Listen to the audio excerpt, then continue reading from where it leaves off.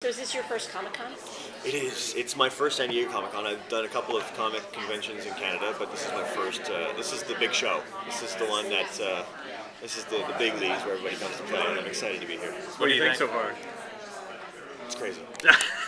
It's so cool.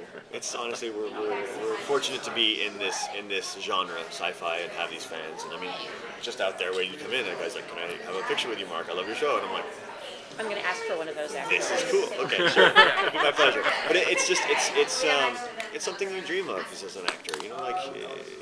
Everyone likes to say that they just want to do it for the craft and for the love of the work and that and playing a character in a story, which is all true.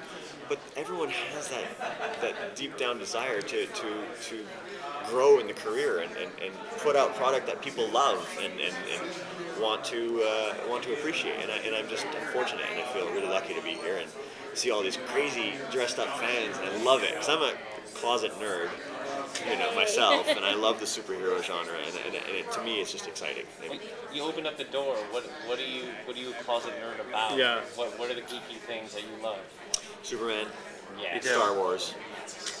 I mean, I had an operation when I was a kid on my leg, and I remember I had like a wheelchair thing, and I had and I still have these pictures, and I have all the Star Wars toys. I have Luke and Leia, and like the Jabba the Hutt, and like it was just, and I had the AT-AT, the Landwalker, the snow one, and Millennium Falcon. It was just like those were epic toys, and Star Wars Classic or Star Wars? Star Wars Classic. There you go. Good man. 4, 5, 6, and it was just that stuff. And I mean, even Star Trek. I got into that in later years.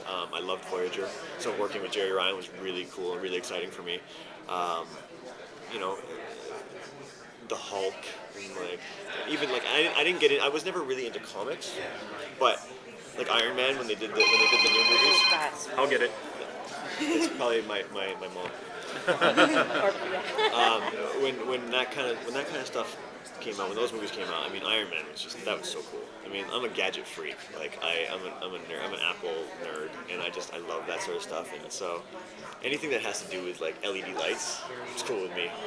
Are you gonna try to walk around and get some stuff? Definitely, I'm definitely gonna go and explore. Like after the panel, I'm gonna go and explore. I mean, we have some stuff to do today. I got a lot of press to do today, but when I can, I will definitely. You totally should. Oh, it's incredible.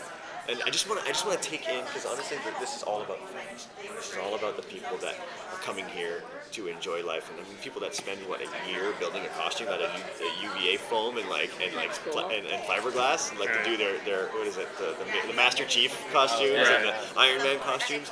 You gotta respect those people that are doing all this work, putting these costumes together to come and dress up and walk around and meet some people that they admire, and I think it's cool. So I was just going to say, if you had your pick, superhero movies that you would want to be in, whether it's been made yet or not, what is it? I really love the Iron Man series. I love the Avengers and the Iron Man. Captain America, because I'm not a huge comic book guy, like I didn't really enjoy Winter Soldier as much as the first one, but like that's just personal taste. But like the Iron Man series and being maybe part of the Avengers would be fantastic. Superman, I mean, like Big dream. Man of Steel was a great movie. I saw it twice in the theaters. Like I'm a Superman. That's like my first and foremost. That's my superhero. That's my dude. But that would be fun to be a part of. Cool. So, Bellasaros, I think that his arc in the first season was one of the most interesting of all the characters. Well, thank you. Appreciate that. Did you see that coming? I mean, when you first read the script, did you know where his character was going? No, we were given a backstory. We were given enough information to do the auditions from, and then like what we could do to start building a character. And then it all changed when I did the second audition. Like they gave me a different. The backstory was a bit changed. Like the script was different, and so it was like a process of learning and just pulling in all the information you could. I did not see his arc coming at all. Like as far as where we go, I was hopeful because I know I'm no dummy. I know in sci-fi when you start killing a lot of people, if you don't do something good soon, you are not on the show anymore. People like to kill off the bad guys. I know it's telling when at the beginning of the series, I really hate this character. I want him to go away and die. And by the end of the season, it was like, do you kill him? He's a really great character. Well, I thank you for that. That's something that I wanted to do. I worked hard at doing was trying to bring some humility and some humanity to Bellasaros, and not just make him a jerk, not just make him the guy that killed people. And I had to kill Doreen. I know. Yeah, way to Who go, is by the way. One of the most.